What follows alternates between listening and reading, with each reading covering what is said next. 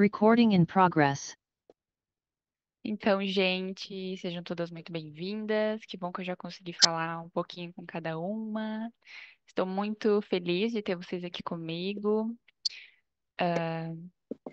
Espero que seja um dia, uma manhã muito divertida e que eu consiga falar da forma mais elevada e certeira possível sobre essa ferramenta, esse tipo de atendimento que eu sou incrivelmente apaixonada. Então, falar um pouquinho sobre mim rapidamente. Nessa encarnação, eu estou como Bianca. Eu sou do Rio Grande do Sul. Atualmente estou com 29 anos. E essa aqui é eu pequenininha, minha família e o meu noivo, meu relacionamento de 12 anos. Logo a gente casa. E hoje em dia eu sou analista corporal e comportamental. Sou consteladora familiar, sou psicoterapeuta reencarnacionista. Atualmente sou reikiana nível 3A e estou estudando algumas outras coisas. E hoje eu vou focar na psicoterapia reencarnacionista. O que é a psicoterapia reencarnacionista? Ela é uma nova psicologia que visa trazer para a psicologia tradicional e para a psiquiatria uma, uma certa expansão, principalmente no olhar para a vida. E psicologia se encaixa nesse tipo de atendimento, porque psique, ela significa tanto mente, espírito e alma, e logia vem de estudo. Então, a psicoterapia reencarnacionista não deixa de ser uma psicologia. Ela foi criada por um grupo de seres do mundo espiritual, e mais para frente eu vou explicar uma coisa bem interessante sobre essa questão. E ela foi canalizada em 96, quando eu tinha 2 aninhos, pelo Mauro Crítico, esse senhorzinho muito querido que está aqui na foto. E ela é utilizada lá no mundo espiritual, que é o que eu ia comentar com vocês ali. Ela, como é que funciona? Lá no mundo espiritual, quando a gente desencarna, em um determinado momento do processo, quando a gente consegue ter o apoio dos nossos mentores para trabalhar coisas que a gente trouxe dessa última vida, a gente tem a oportunidade de assistir ao telão. Lá no mundo espiritual eles chamam de telão. Nesse telão, a gente tem acesso a vidas passadas nossas e situações que a gente vivenciou nessa última vida. E esse telão é o que foi trazido para o mundo terrestre através dessa psicoterapia reencarnacionista.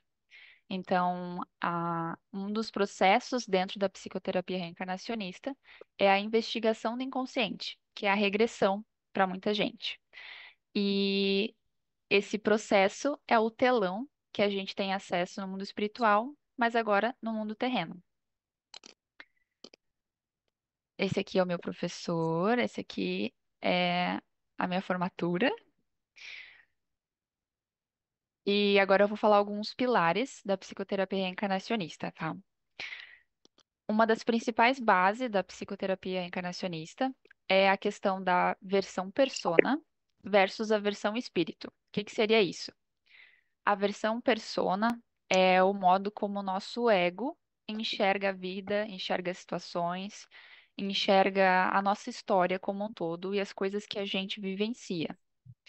E a versão espírito é como o nosso eu superior enxerga tudo isso, é como nossos mentores enxergam tudo que nos acontece, nos aconteceu. Então, a ideia na psicoterapia reencarnacionista é a gente ir desapegando dessa visão persona, dessa visão egóica, e indo em direção à visão do nosso eu superior.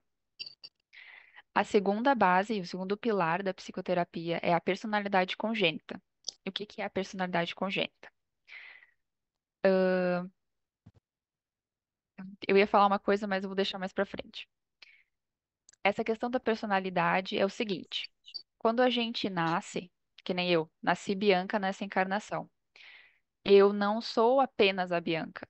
Eu sou uma junção de todas as encarnações que eu já tive. Então, eu não sou um papel em branco. Eu sou o resultado de situações que marcaram o meu espírito. E eu trago essas coisas junto comigo. Então, a personalidade congênita é esse aglomerado de personalidades que a gente é num, Leandro, num plano geral, né? Leandro, oi. E o terceiro pilar é a ilusão dos rótulos das cascas. O que que seria isso? A gente tem a ideia de que a gente é, eu, por exemplo, que eu sou uma mulher, que eu sou branca, que eu sou brasileira, que eu sou hétero. Então a gente vai formando várias cascas que vão moldando quem a gente é nessa vida terrena. Só que na verdade a gente não é nada disso. Eu não sou uma mulher, eu não sou branca, eu sou um espírito, eu sou energia, eu sou parte do universo. Então, o pilar, esse terceiro pilar, é para que a gente vá, ao longo do tratamento com a psicoterapia reencarnacionista, identificando essas questões, que eu não sou um ser terreno, que eu não sou apenas uma mulher, que eu sou uma energia. Então, ir trabalhando essa percepção de quem a gente é, até chegar à percepção de quem a gente realmente é. E o quarto pilar é a finalidade, o aproveitamento da encarnação, que é o seguinte: quando a gente desencarna e a gente chega lá no mundo espiritual, e os nossos mentores vão nos mostrar lá o telão e as coisas que a gente vivenciou, a gente percebe que a gente deixou de fazer muita coisa enquanto estava encarnado, ou que a gente poderia ter feito coisas diferentes e não seguiu por esse caminho. Então, essa finalidade, aproveitamento, é a gente ter a grande oportunidade de, ainda encarnado, perceber essas questões e ter a oportunidade de trabalhar tudo isso que a gente iria ver lá na frente no telão, ainda encarnado, ainda nessa encarnação, podendo se trabalhar internamente e externamente, ainda estando aqui, como Bianca, por exemplo, para que quando eu chegue lá no plano espiritual, eu não veja lá no telão as coisas que eu poderia ter feito ou qual caminho eu poderia ter seguido e não segui. Dentro da psicoterapia reencarnacionista, a gente tem níveis e subníveis do nosso ego. Os níveis são infantil, adolescente, adulto e o ancião. E os subníveis é o inferior e superior. Então, como funciona? Ao longo da nossa vida, né, a gente vai desenvolvendo, conforme a gente vai se trabalhando, obviamente, essa mudança de ego, essa mudança de nível. O infantil inferior é aquela pessoa que ela é muito criançona, como se ela não se preocupasse com responsabilidades, ela não se importa de depender das outras pessoas, coisas nesse sentido. Já o adolescente inferior é quando a gente tem aquele desejo de mudar, como se a gente quisesse se rebelar contra o mundo, mas a gente ainda não sabe muito bem por onde ir ou o que realmente a gente quer fazer. A gente costuma ser muito individualista, brigar por coisas meio desnecessárias, mais ou menos isso. Já o adulto inferior é quando a gente já conseguiu passar por esses níveis anteriores, mas a gente ainda é muito crítico, a gente leva a vida muito a sério, a gente costuma ser mal-humorado, né, nesse sentido.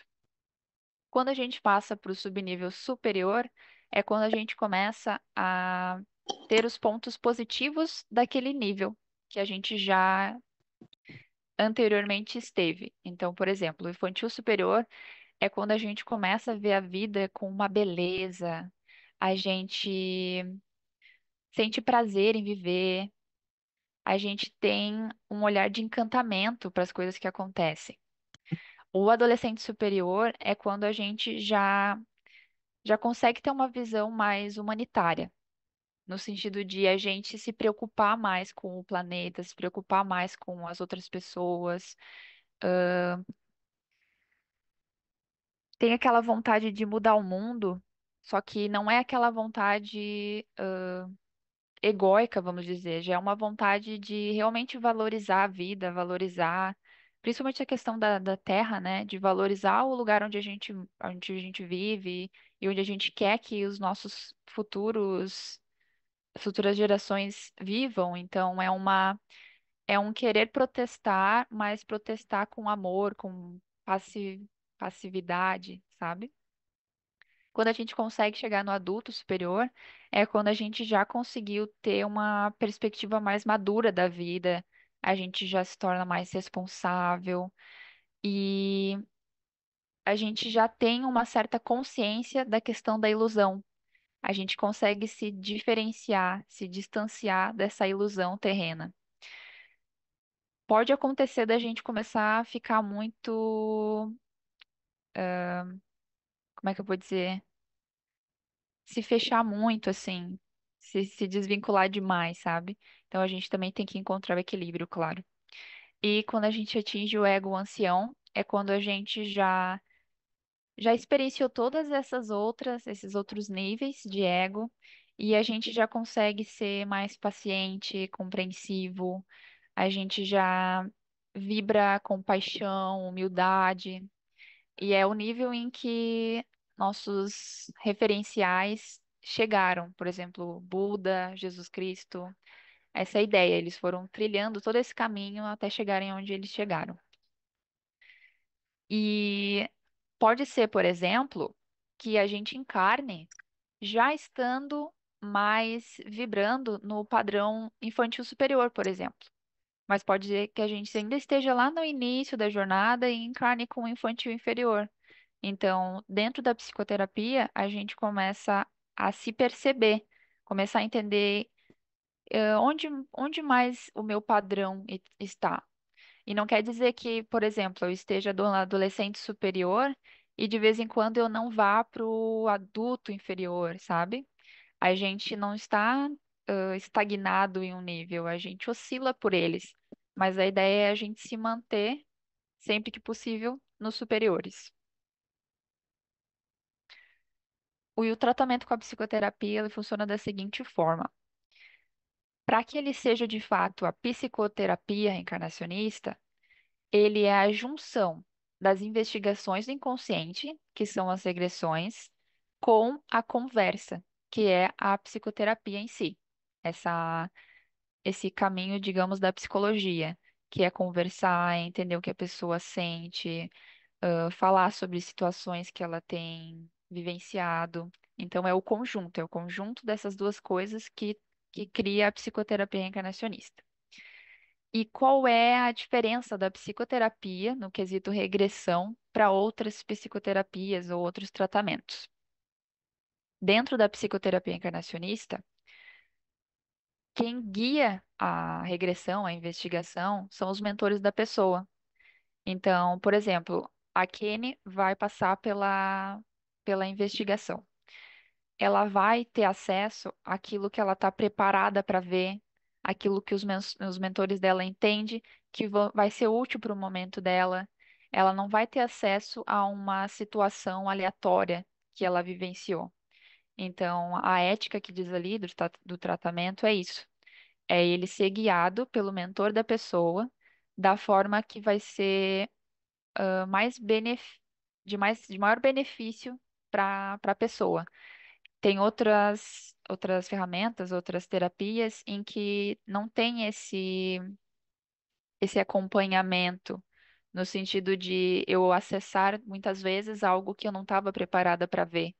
Então, aquilo pode mais me prejudicar do que beneficiar.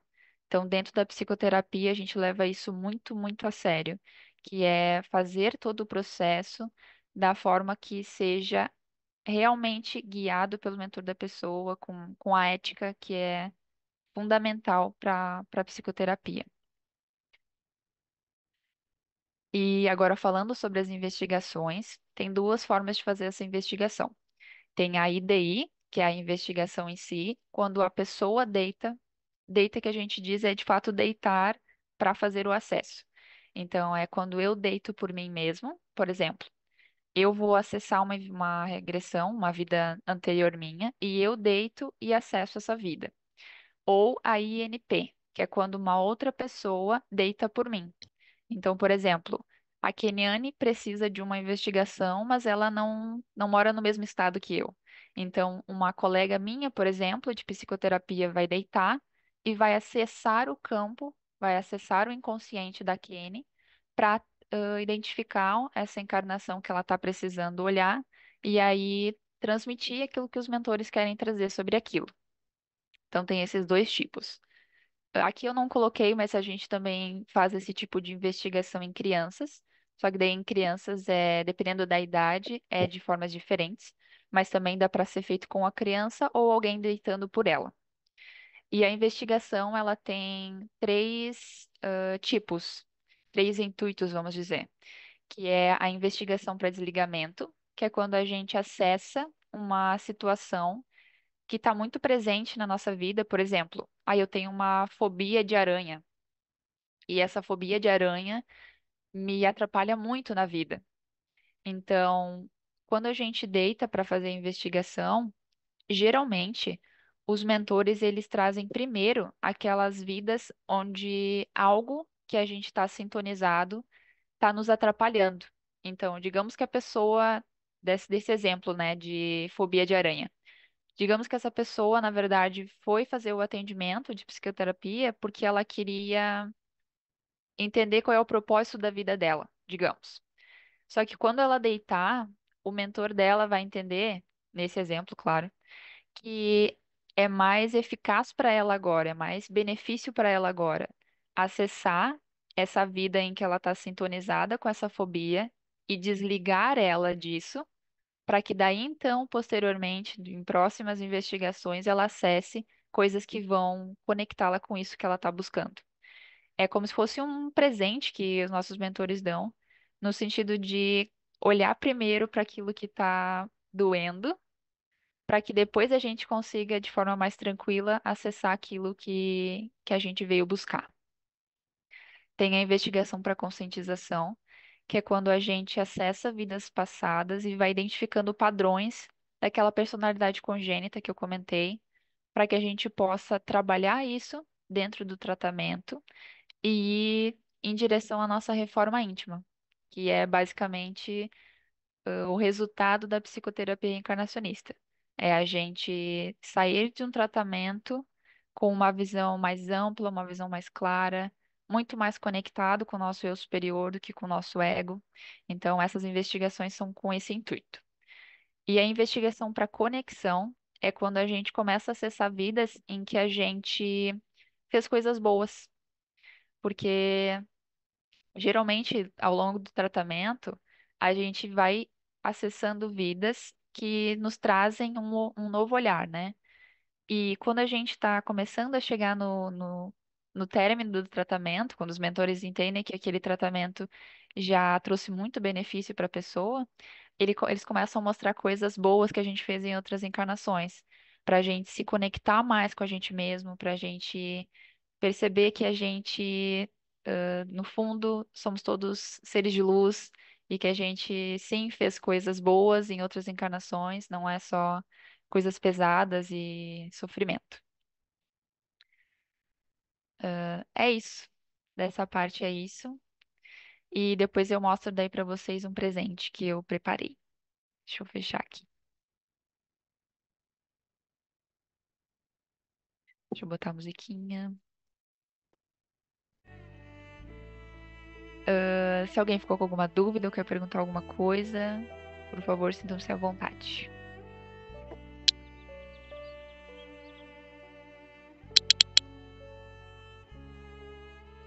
Pri, respondi todas as tuas dúvidas. Era isso mesmo? Tem alguma coisa que ainda ficou em aberto?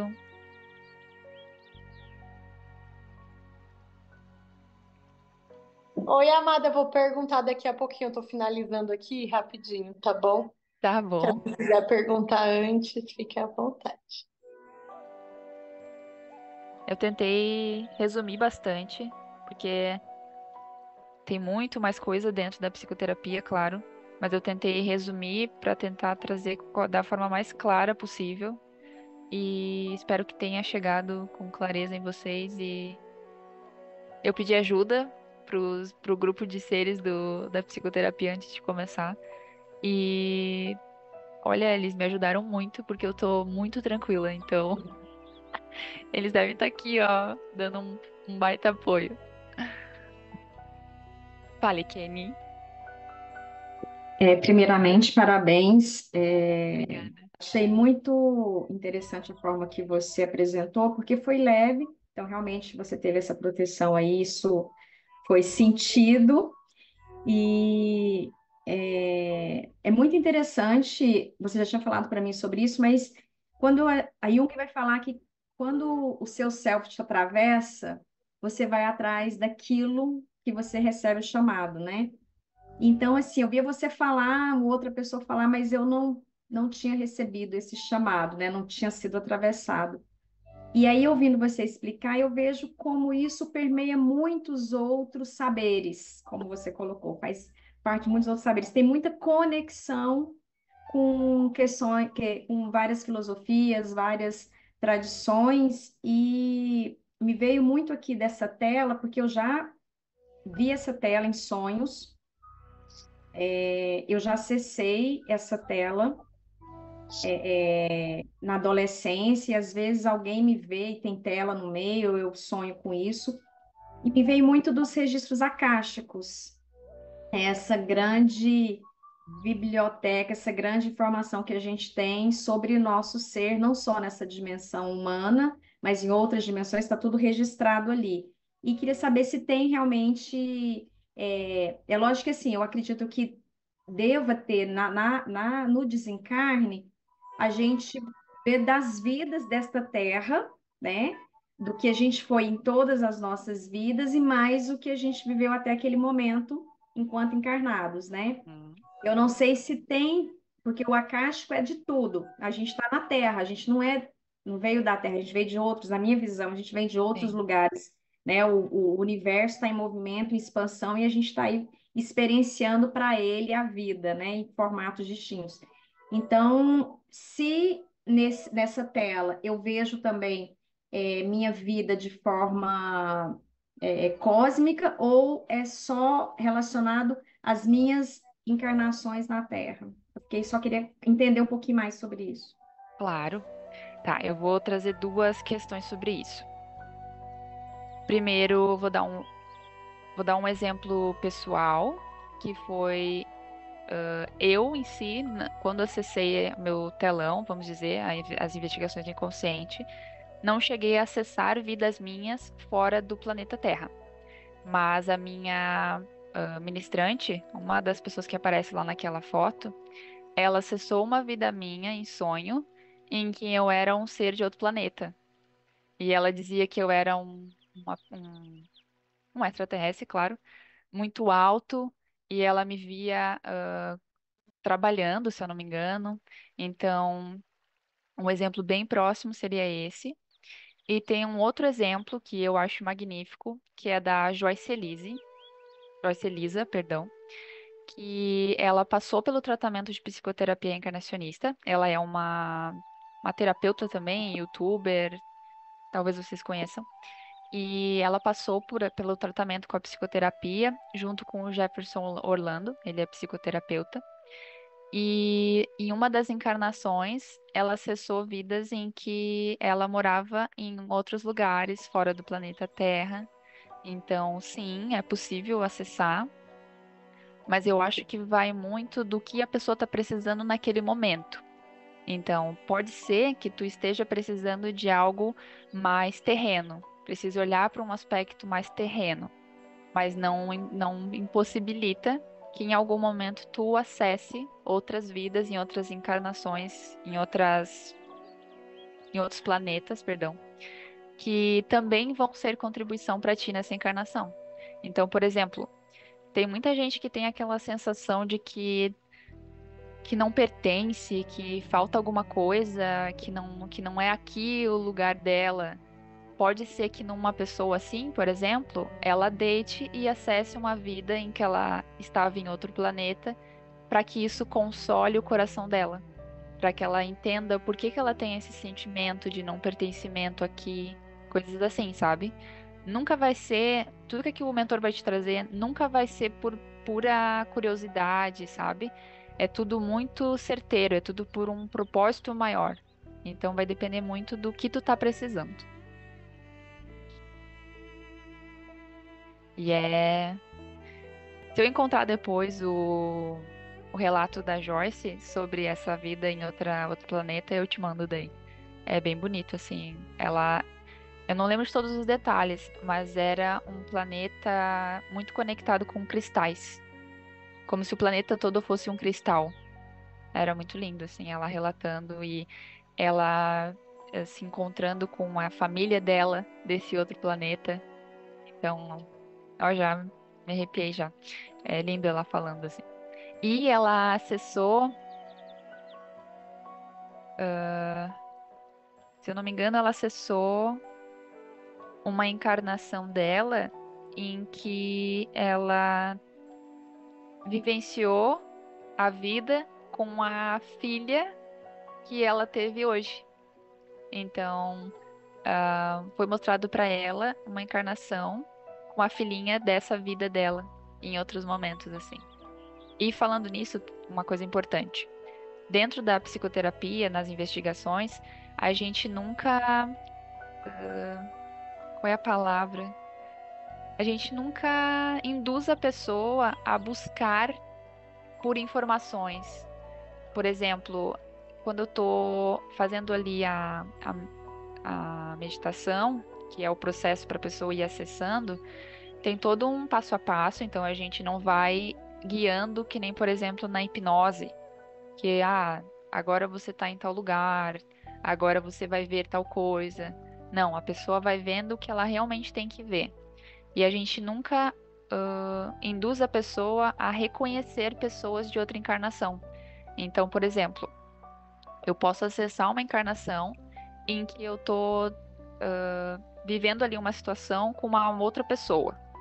Digamos que naquela vida ele era o João. E por algum motivo, algo me mostra ou me induz a acreditar que aquele João é o meu marido da encarnação atual. A gente não vai concordar que realmente aquela pessoa é o João, que é o marido agora. Mas aquilo pode ser benefício, então por isso os mentores estão tentando te mostrar esse vínculo, como pode não ser. Por isso que a gente deixa sempre em aberto, para a pessoa não vincular aquela pessoa a um conhecido de hoje em dia, para não ter problemas em relação a isso. Porque, por exemplo, o João naquela vida me matou. Daí hoje eu vejo que o João é meu marido. Isso não vai ser um benefício, isso não vai me trazer coisas positivas se eu tô muito com aquele pensamento egóico. Isso pode me prejudicar. Então a gente sempre deixa isso em escanteio. A gente nunca vai orientar a pessoa a reconhecer, quem é essa pessoa, entendeu?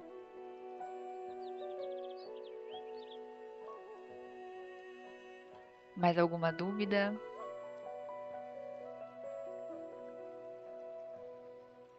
Não, dúvida não, eu só queria. Você me esclareceu bastante, é o que eu sentia, né? Porque na espiritualidade a gente entende um pouco isso, então, assim, essa tela passa pela Terra, é a minha existência na Terra e as informações relativas a isso, né? E um comentário só que eu achei incrível essa questão de trabalhar o inconsciente, porque é ali que está tudo, né? E eu estou fazendo psicologia analítica junguiana. E Jung vai colocar o tempo todo que a gente precisa acessar o inconsciente para que haja realmente processo de individuação, né? Esse processo de transcendência, né? E, e ele fala que para acessar isso você tem três formas: a imaginação ativa, os sonhos e a associação de palavras. Então, sabe quando você está falando, e eu estou vendo isso em várias interfaces do que já foi dito, no curso, do que a gente já está trabalhando e até nas supervisões, porque ele tinha esse lado místico, que eles chamam místico, porque justamente ele ia contra o que era tradicional na época, né? Ele ia explorar isso, né? Explorar a reencarnação, o hinduísmo, o budismo, a gnoses. Então, ele fez esse arcabouço de saberes, né? Por isso que, assim, achei muito interessante a abordagem dessa psicoterapia. Acho, assim, muito premente para a nossa civilização, inclusive. Acho que quando a gente acessa, concordo com você, quando o nosso eu superior, nosso self, nos coloca ali para acessarmos isso, né? Porque tem aí uma egrégora muito maior que os nossos olhos humanos não conseguem ainda perceber, né? Sim, Gratidão, Bianca. eu que agradeço. Eu acho que é isso, gente. Deixa eu só mostrar para vocês o que eu tinha falado, que é o meu presente.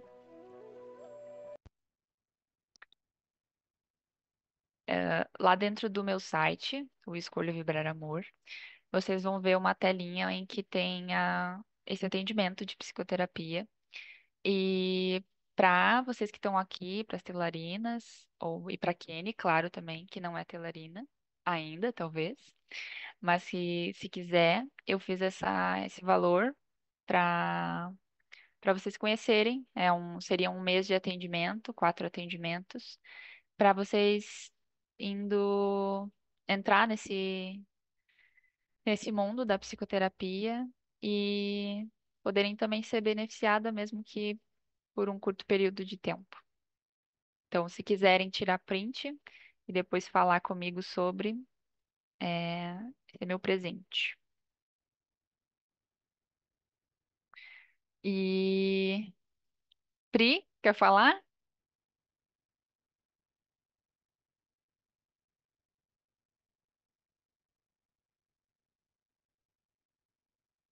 Enquanto a Pri tá ali terminando de comer e trazendo ali a nutrição para o Mukunda, gratidão, Bi, foi muito delicioso, foi realmente assim bem leve, foi bem tranquilo, tudo que você trouxe para gente.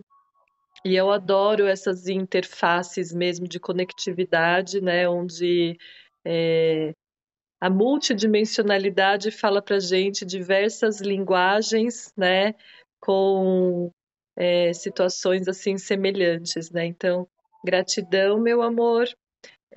Fala os seus contatos, né, de telefone, de Instagram, o que você quer que deixe registrado, porque depois as pessoas podem estar acessando, podem estar te procurando, e aí facilita. Tá. Obrigada, Mel, pelo carinho. E obrigada, Pri, por responder ali. Então, depois a gente se fala. Eu vou botar nessa telinha aqui, então. Aqui tem o meu Instagram, que é Escolho Vibrar Amor. O site também, www.escolhovibraramor.com. E o meu número de contato é DDD 51 98100 2677. Aí eu vou botar aqui no chat também para quem tá aqui. Não sei se eu tô. Eu fico tirando a música e botando, né? Pra mim ela continua tocando, pra vocês não. O meu número é esse aqui. Qualquer coisa, se quiserem mandar mensagem ou ligar, estou à disposição. E é isso, gente. Estou muito feliz. Foi muito bom estar com vocês. Espero que tenham gostado e foi muito legal poder divulgar mais, apresentar para outras pessoas essa ferramenta que tenho certeza que em breve vai ser mais conhecida, apesar de ela ser um pouco já conhecida nesse, nesse meio tempo.